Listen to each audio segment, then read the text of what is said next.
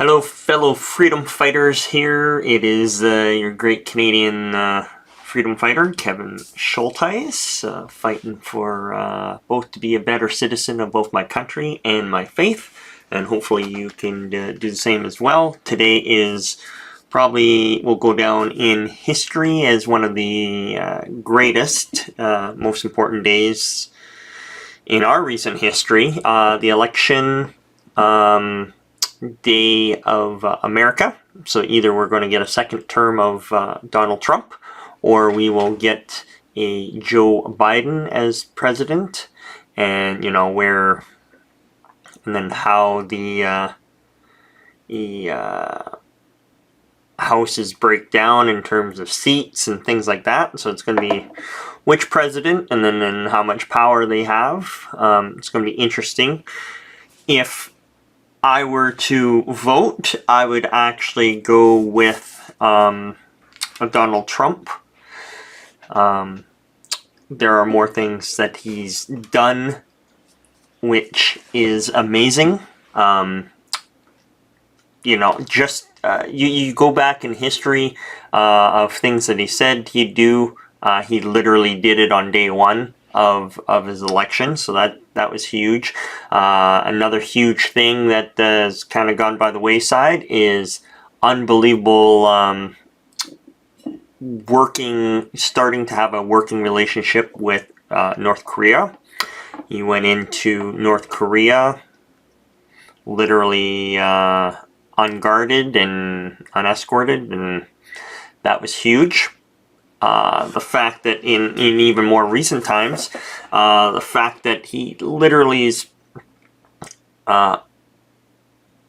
done some peace agreements between Israel and a bunch of Middle East countries, that's mind-blowing, and the fallout in a good way and the benefits of that will be felt for years to come.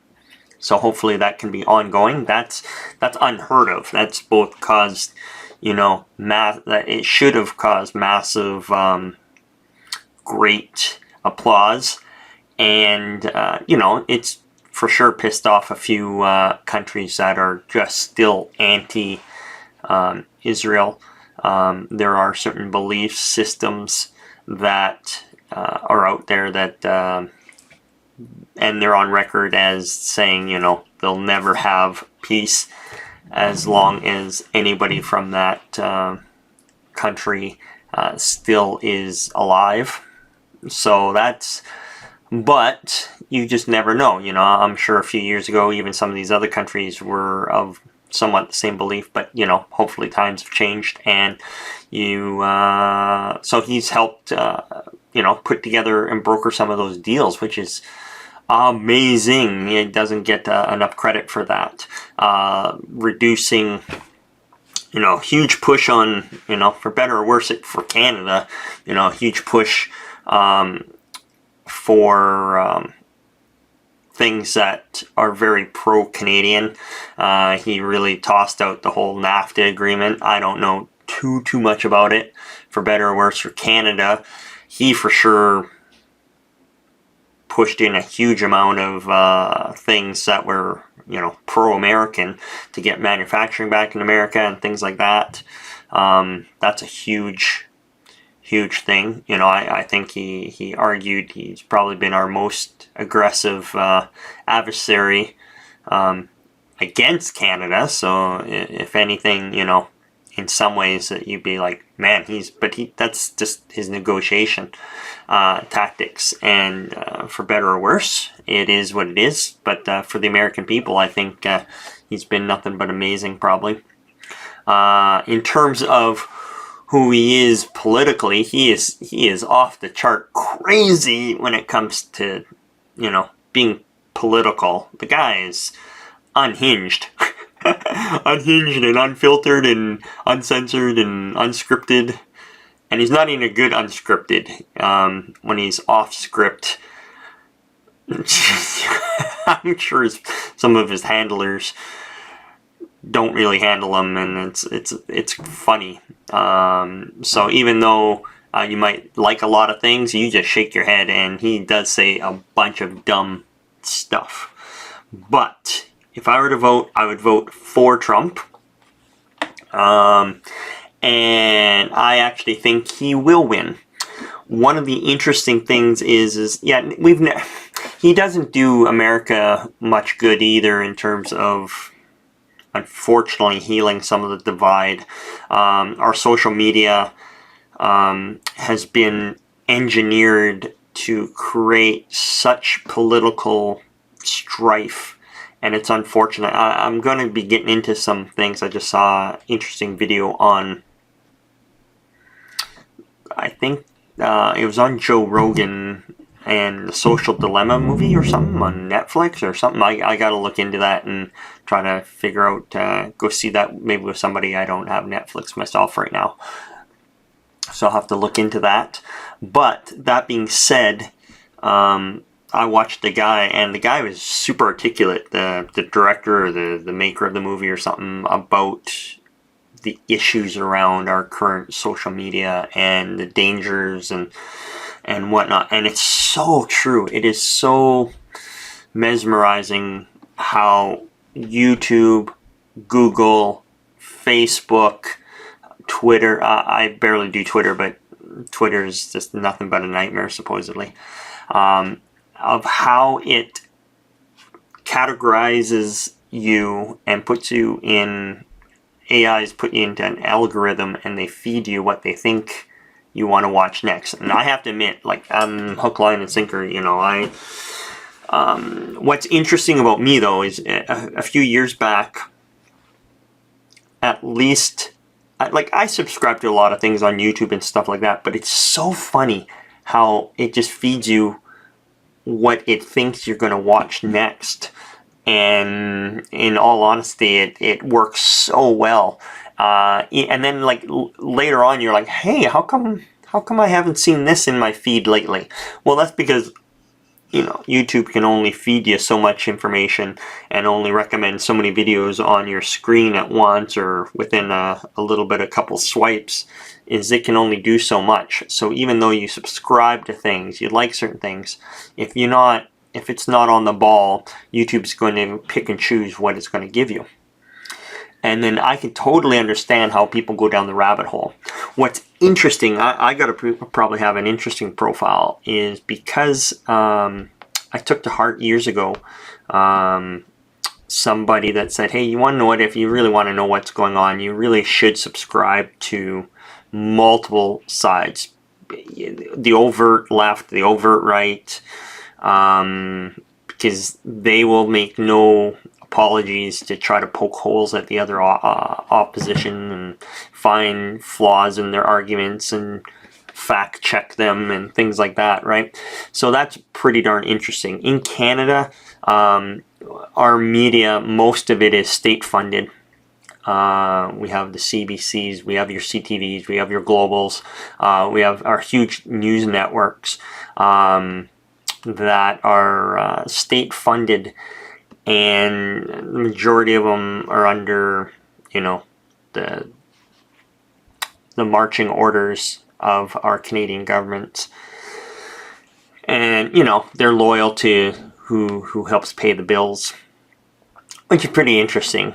You know, at first it used to be just, you know, we used to have to worry about the CBC, but now now we have billions of dollars going out to help fund and support and save our media, you know, bought and paid for by the good old taxpayers of Canada.